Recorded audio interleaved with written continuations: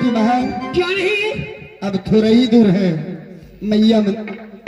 ठीक है बहन, जल्द चलेगी।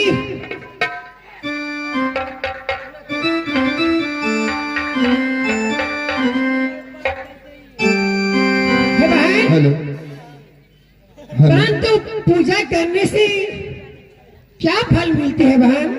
मेरी बहन, पूजा करने से हर दुख दूर हो जाती है। बहन, बचपन से पूजा करते आ रही हूँ, परंतु अभी तक कुमारी हो बहन।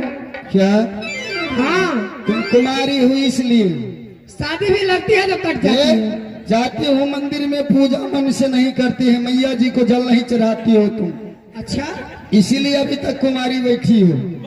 क्या मन से पूजा करने से मेरे मन पसंद दूल्हा मिलेंगे बहन? हाँ हाँ, तो ठीक है, चलो मैं भी मन से पूजा माता दुर्गा की करूंगी बहन।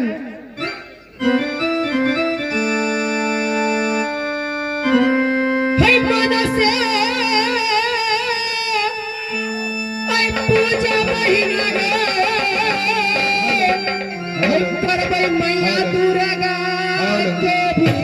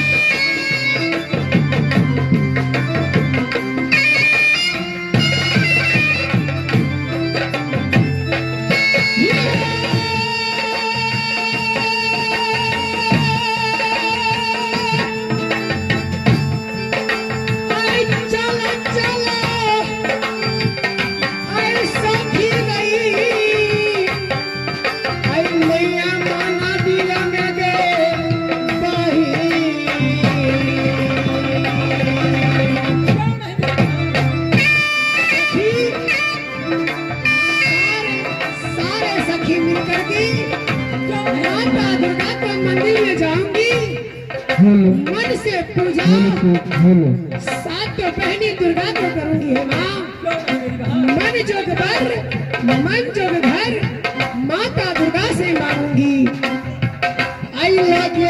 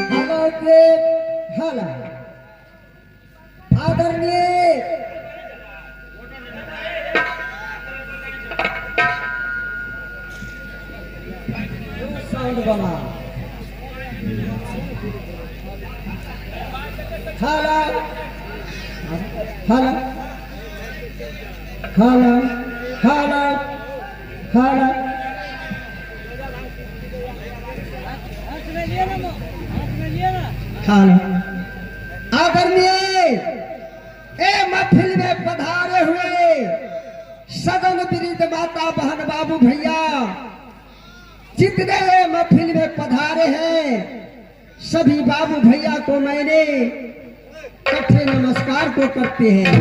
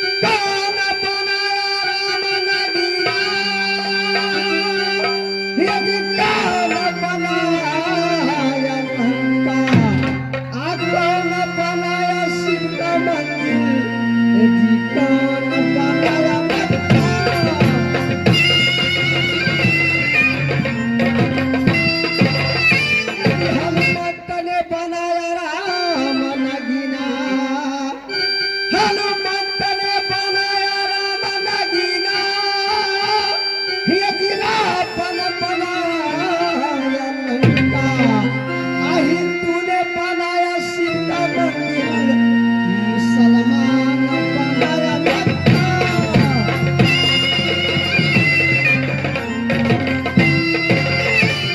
भरल सभा का बीच में, भरल सभा का बीच में बैठे भाई बहना महतारी, आइए का प्यारी आशीष दीजिए मां।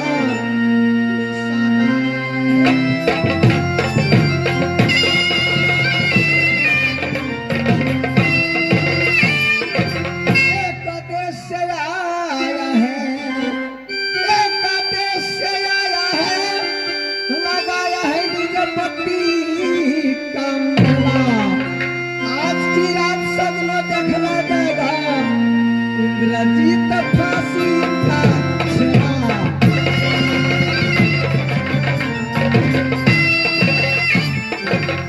ये हम लोग गांव पिपराही से चलकर आई है आप लोग की चरण कमल की सेवा करने के लिए।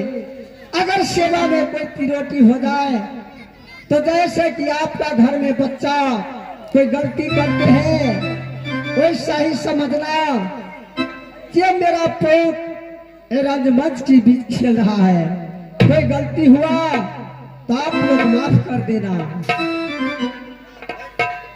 अगर ये कासा में तुलसीदास रामायण में कहा कि हम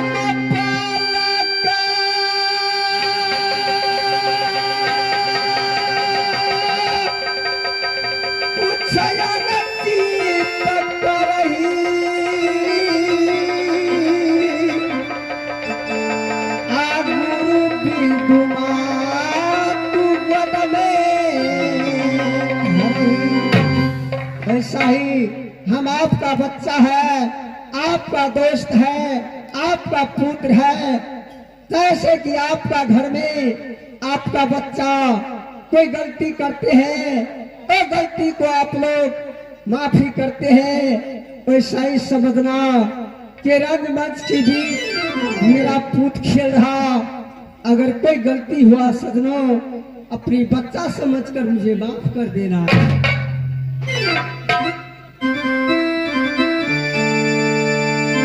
भैया की पोखरिया हम झिलमी लपनिया, अब की न कर पोखरिया हम उमदई समा, की न कर पोखरिया हवा मछरिया